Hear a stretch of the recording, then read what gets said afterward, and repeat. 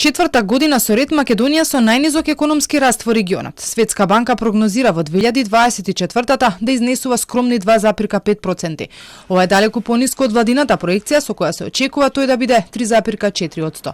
Но земјава се бори со висок буџетски дефицит, еден од подлабоките во регионот.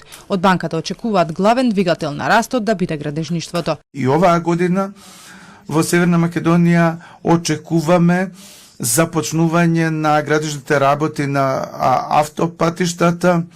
Тие имаат доста силен придонес кон растот и ова би била годината когаш би се надевале дека ќе видиме тој придонес да се појави. Таков придонес немаше минатата година, имаше доцнење во експроприација, доцнење вдолж коридорите. Од Светска банка предупредуваа дека растот на платите може да ја подгрее инфлацијата, но сметаа дека за да се ублажи ударот од ценовни шокови, замрзнувањето на цените не е добра опција. И покрај тоа што беше мерка која што помогна да се одржи животниот стандард на населението во земјава, особено во посилниот раст, за време на посилниот раст на цените, тоа не е мерка која што може да се користи на долг временски период. Ниту субвенциите за струја не дале значени резултати. За банката тоа е трошок од буџетот кој не успеал да ги промени навиките.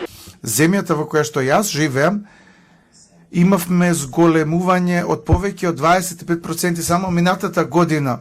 Мојата лична сметка за струја сега е 50% поголема отколку во 2021 година.